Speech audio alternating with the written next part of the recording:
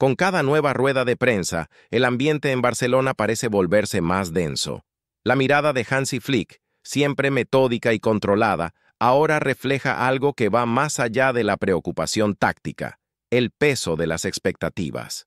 Cuando surgieron las primeras noticias de que el técnico alemán podría dejar el club al final de la temporada, muchos pensaron que se trataba de mera especulación. Pero la repetición constante del tema en los bastidores, sumada a la presión creciente de la afición y la directiva, hizo que la historia fuera imposible de ignorar. Flick, que llegó al Barcelona con la misión de reconstruir un imperio, vive el momento más desafiante desde su llegada. La renovación de contrato hasta 2027 parecía una apuesta segura, un gesto de confianza mutua entre el entrenador y la institución. El triplete conquistado el año anterior había sellado su nombre entre los grandes, pero el fútbol es cruel con la memoria. Bastaron unas semanas de altibajos y un clásico perdido para reavivar el debate sobre su continuidad. Los titulares no perdonan. Hablan de un técnico cansado, aislado, tal vez frustrado con las limitaciones impuestas por la dirección deportiva. En los pasillos del centro de entrenamiento, las conversaciones siguen en tono bajo, pero el ruido es ensordecedor. Algunos jugadores habrían notado el cambio en el semblante del entrenador. Otros juran que nada ha cambiado, que Flick sigue siendo el mismo perfeccionista obsesionado con la disciplina y la táctica. El propio técnico, en una aparición pública en la víspera del duelo contra el Club Brujas, fue cuestionado sobre los rumores. Su respuesta fue breve y precisa, pero cargada de subtexto. Mi compromiso es con este club y con este grupo. Pero el fútbol es movimiento, y nadie puede prever el futuro. La frase aparentemente neutral sonó como una rendija abierta. La noche de Brujas sería de alguna forma un reflejo simbólico del momento, un estadio vibrante, un rival disciplinado y un Barcelona en busca de afirmación tras semanas de turbulencia. La presencia de Flick en un evento con aficionados antes del partido, tomándose fotos y respondiendo preguntas con calma, parecía un intento de normalizar el ambiente. Pero bastaba con observar los ojos atentos de los seguidores para entender que la preocupación era real. El miedo a perder una vez más, el rumbo de una era victoriosa estaba de vuelta. Mientras Flick intentaba blindar el vestuario, la directiva lidiaba con otro dilema: el destino de Andreas Christensen. La historia del defensa danés resume la dualidad del fútbol moderno. Un jugador admirado por su técnica y serenidad, pero cada vez más prisionero de su propio cuerpo. Desde su llegada, Christensen ha acumulado ausencias casi insostenibles. Casi la mitad de los partidos desde 2022 los ha visto desde la banda, con el tobillo y el tendón de Aquiles como villanos recurrentes. Las cifras hablan por sí solas: 333 días lesionado, 75 partidos perdidos. Un panorama que, por más empatía que despierte, no se ajusta a las exigencias de un club que sueña con reinar en Europa. Flick, fiel a sus principios, insistía en mantener a Christensen en el grupo. Lo consideraba esencial en la construcción del juego y en el equilibrio defensivo. Pero la dirección deportiva, presionada por las finanzas y el rendimiento, parecía decidida a cerrar el ciclo. La noticia se filtró días antes del duelo en Bélgica, y el técnico se vio obligado a responder: confío plenamente en Andreas. Es un jugador ejemplar. A veces el cuerpo nos impone límites, pero su importancia va más allá del campo. Un elogio que sonó, paradójicamente, como una despedida anticipada. En paralelo, el caso de Marc Casado mostraba otro tipo de tensión: la disputa entre el presente y el futuro. El joven formado en la Masia, símbolo de la nueva generación disciplinada y trabajadora, parecía destinado a consolidarse bajo el mando de Flick. Sin embargo, las realidades económicas del club pesaban más. La necesidad de aliviar la masa salarial y abrir espacio para nuevas incorporaciones hizo de la venta de Casado una inevitabilidad práctica. El precio, 30 millones de euros, ya estaba fijado. Y una vez más, el técnico alemán veía cómo una pieza que valoraba era puesta en venta contra su voluntad. Las contradicciones internas comenzaban a dibujar el retrato de una crisis silenciosa. Flick, que llegó para restaurar la grandeza y la armonía del proyecto deportivo, veía el control deslizarse entre sus dedos. Su filosofía, orden, intensidad, meritocracia, chocaba con las urgencias políticas y financieras del Barcelona pospandemia. Los títulos ya no bastaban, había que sobrevivir a la propia estructura. Y cada declaración pública, cada rumor no desmentido, alimentaba el fuego que amenazaba el equilibrio de una plantilla que aún creía en su entrenador. Mientras tanto, Europa observaba. El Barcelona, nuevamente entre los mejores de la Champions, buscaba demostrar que su nueva era no sería solo una réplica distante de los tiempos de Guardiola. El estilo de Flick, más directo, físico y pragmático, aún generaba divisiones entre los puristas del tiki-taka y los defensores de la modernización táctica. Pero el respeto internacional crecía y las palabras del técnico rival Nicky Hayen, tras el enfrentamiento entre Brujas y Barcelona, sirvieron como confirmación de que algo grande se estaba gestando. Hayen describió el partido como la experiencia más desafiante de su carrera. Dijo que enfrentar al Barcelona actual era como encarar un organismo vivo en constante adaptación e inteligencia colectiva. Comparó al equipo con la legendaria generación de Messi, Xavi e Iniesta, pero destacó que esta versión tenía algo nuevo, una mezcla de juventud intrépida y precisión alemana. Para él, Flick había encontrado el punto de equilibrio entre el pasado y el futuro, un Barça que respetaba su esencia, pero no temía reinventarla. Las palabras del entrenador belga resonaron en la prensa europea. Era el elogio que el propio Flick nunca se haría, el reconocimiento de que su visión comenzaba a florecer. Lamine Yamal, aún adolescente, era citado como el símbolo de este nuevo ciclo. Un jugador que combinaba técnica, frialdad y valentía como si cargara décadas de experiencia. Pedri y Gavi representaban la continuidad del alma catalana, mientras Lewandowski y Ter Stegen aportaban sustento y liderazgo. Para Hayen, ese equilibrio era lo que hacía al Barcelona actual tan peligroso. Juegan con fe absoluta en una idea. No hay caos, solo coordinación. Es un sistema que respira. Pero la ironía residía en el contraste. Justo cuando el mundo reconocía la fuerza del Barcelona, internamente el club enfrentaba dudas sobre el propio arquitecto de ese éxito. La desconfianza de la directiva hacia su rigidez y su dificultad para aceptar interferencias políticas comenzaba a generar fricciones. Fuentes cercanas al vestuario contaban que Flick estaba siendo presionado para aceptar decisiones que escapaban a su control, como la venta de Casado o la gestión médica de Christensen. Y aunque públicamente mantenía un discurso equilibrado, su postura en los bastidores era la de un hombre dividido entre la lealtad al proyecto y el malestar con la política interna. La victoria contra el Brujas, obtenida con autoridad y dominio, no disipó las dudas. Al contrario, intensificó la sensación de que el éxito deportivo no bastaba para garantizar estabilidad política. La temporada continuaba como una cuerda tensa. De un lado, la ambición deportiva. Del otro, la inestabilidad administrativa. En el medio, Hansi Flick, el hombre que devolvió al Barcelona a la élite, pero que ahora parecía luchar no contra los rivales, sino contra el propio sistema que ayudó a construir. Después de la victoria sobre el Brugge, el ambiente en el vestuario del Barcelona era paradójico. Por fuera, celebración y alivio. Por dentro, una tensión silenciosa que solo quien vive el fútbol de élite puede percibir. Flick saludó uno a los jugadores, pero su semblante seguía impenetrable. El triunfo no bastaba para borrar la sombra de los rumores. Sabía que el problema no era el rendimiento en el campo, sino el tablero político fuera de él. La directiva venía exigiendo una postura más flexible. Querían un técnico que aceptara las directrices presupuestarias sin discutir, que promoviera a los jóvenes por motivos de marketing y que se adaptara a las restricciones impuestas por los dirigentes.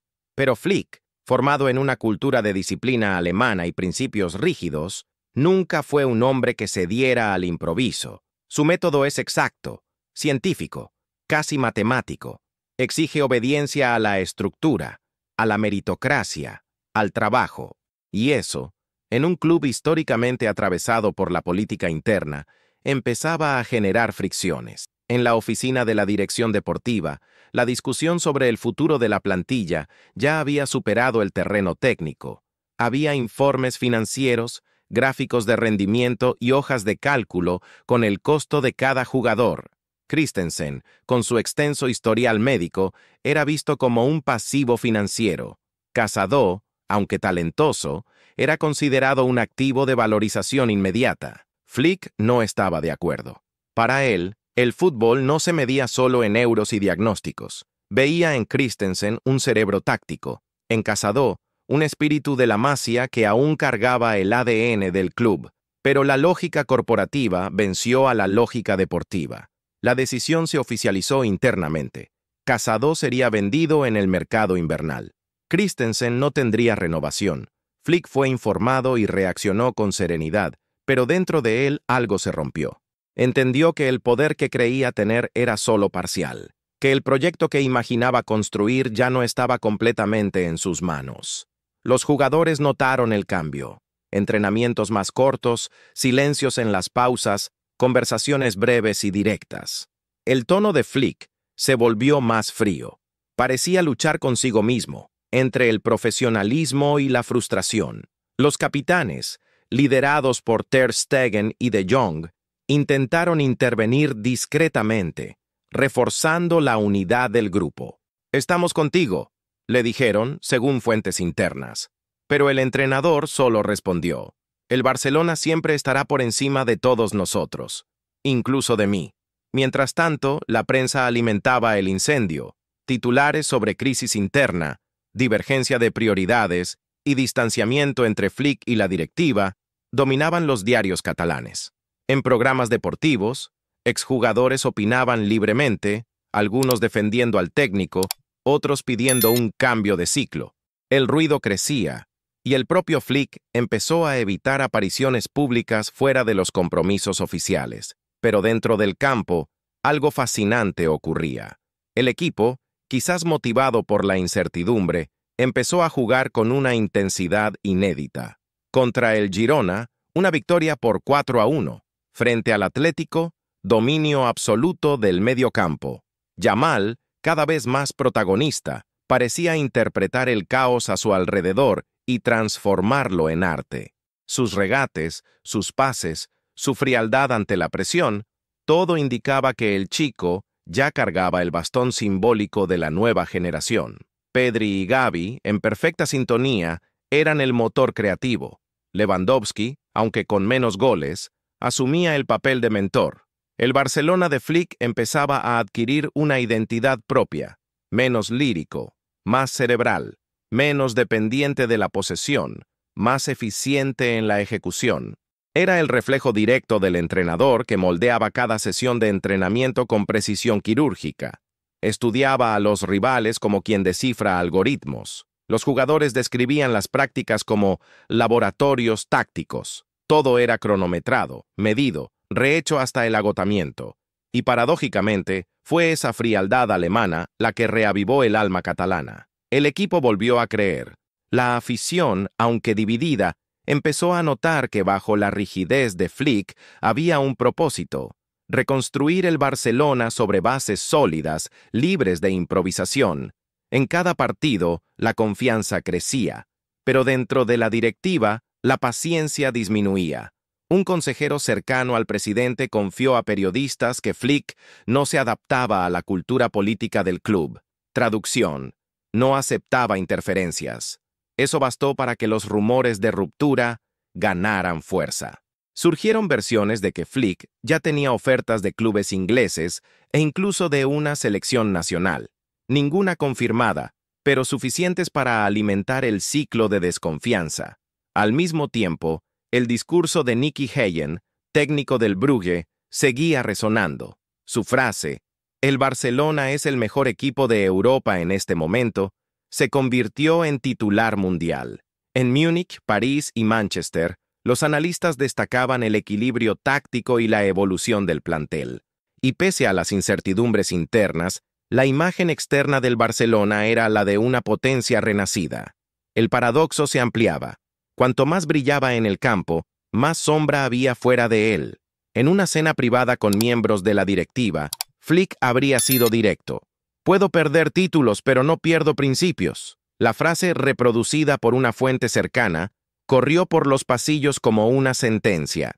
En el club, sabían que tratar con un hombre de convicciones innegociables era, al mismo tiempo, una bendición y un problema.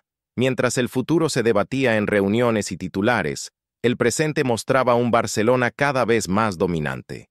El equipo alcanzó el liderato del grupo en la Champions y acortó la distancia con el Real Madrid en la Liga Nacional. Yamal fue elegido mejor jugador del mes, y la prensa internacional empezó a describirlo como la nueva joya de Europa. Pero Flick parecía inmune al entusiasmo. Sabía que el fútbol es un juego de ciclos y que el verdadero peligro no proviene de las derrotas, sino de las victorias mal entendidas. Para él, el éxito sin estabilidad era solo una ilusión, y empezaba a comprender que quizá el mayor desafío de su carrera no era ganar, sino resistir la corrosión política de un club que siempre ha vivido entre la genialidad y el caos. En el Camp Nou, las gradas volvían a vibrar. El estadio respiraba esperanza. Pero detrás de los aplausos, el eco de la duda persistía. ¿Flick se quedará? ¿La directiva mantendrá el rumbo?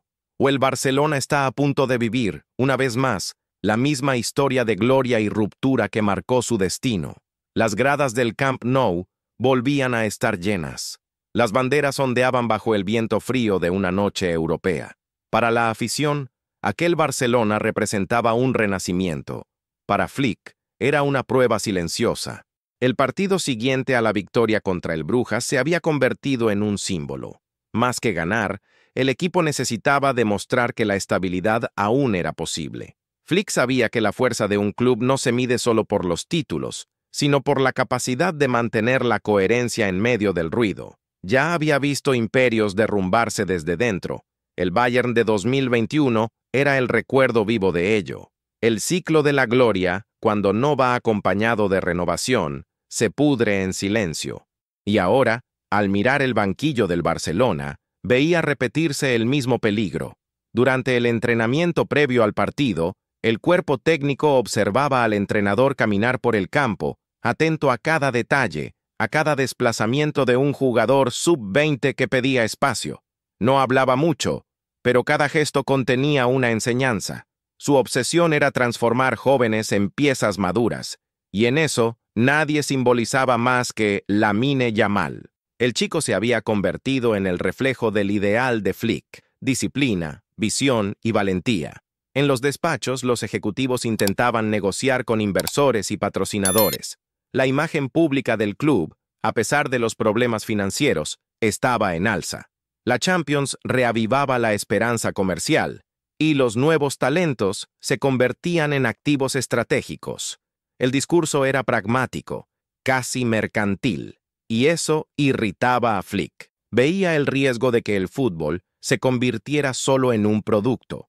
El Barcelona es más que eso, repetía a sus asistentes.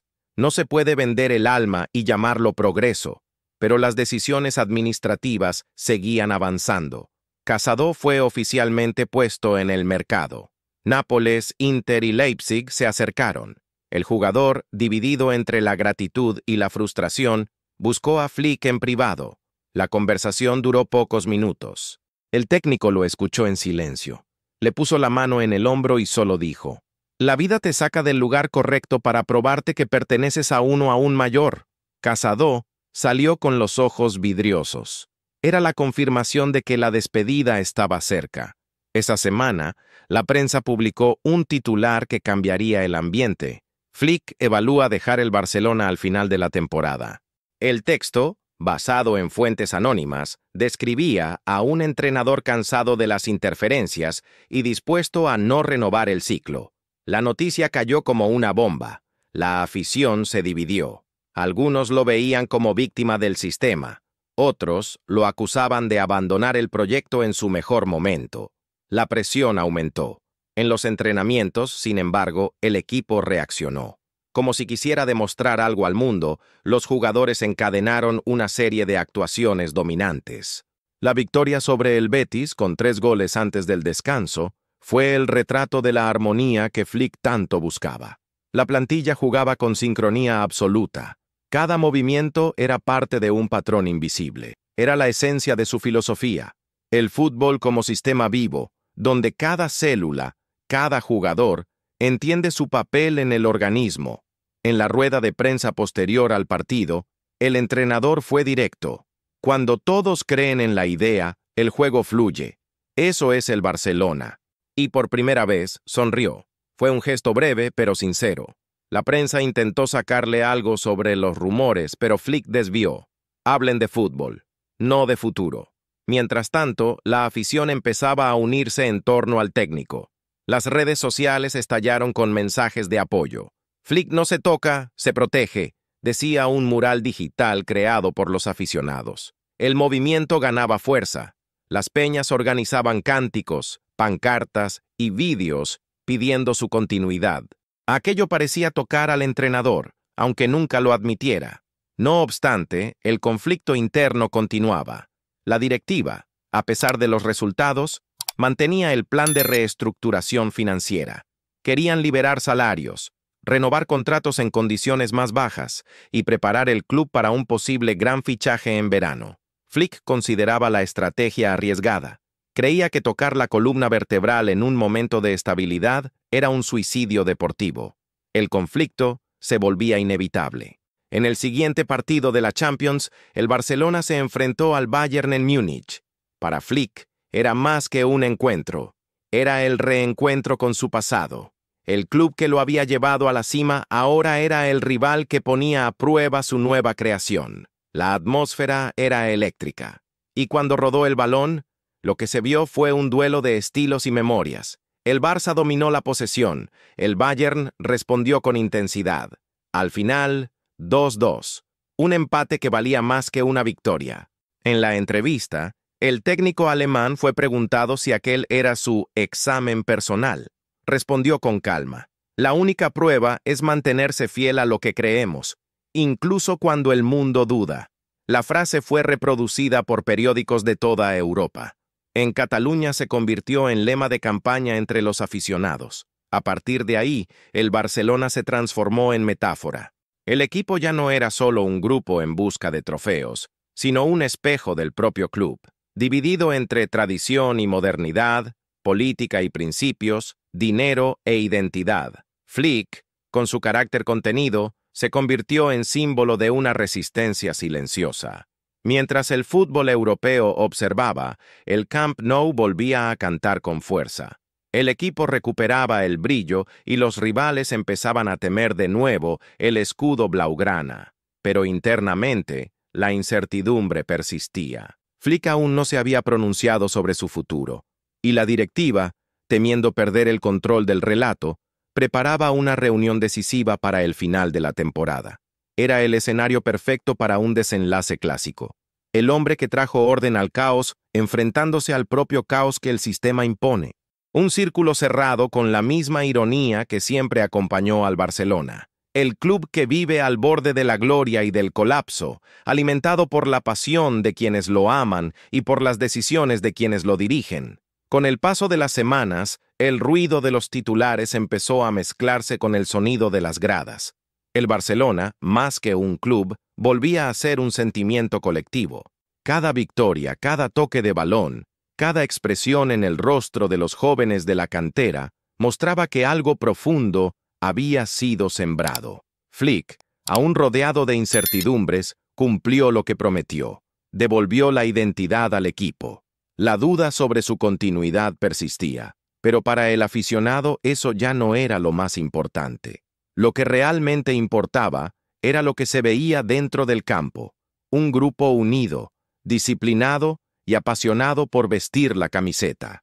El estilo, la entrega y la intensidad se habían convertido en el reflejo de la filosofía de un técnico que creía más en la construcción que en la gloria inmediata.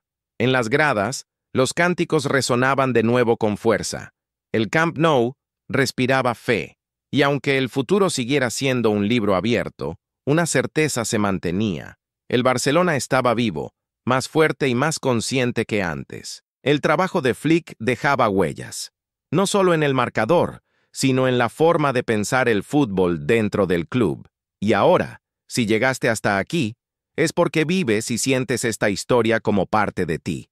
Así que demuestra que el amor por el Barça va más allá de las palabras. Deja tu like, suscríbete al canal y activa la campanita para no perderte ninguna actualización sobre el club más apasionante del mundo. Aquí sigues cada bastidor, cada rumor, cada detalle de esta travesía que continúa, porque la historia del Barcelona nunca deja de escribirse. Nos vemos en el próximo video, culé, porque lo que viene a continuación puede cambiarlo todo otra vez.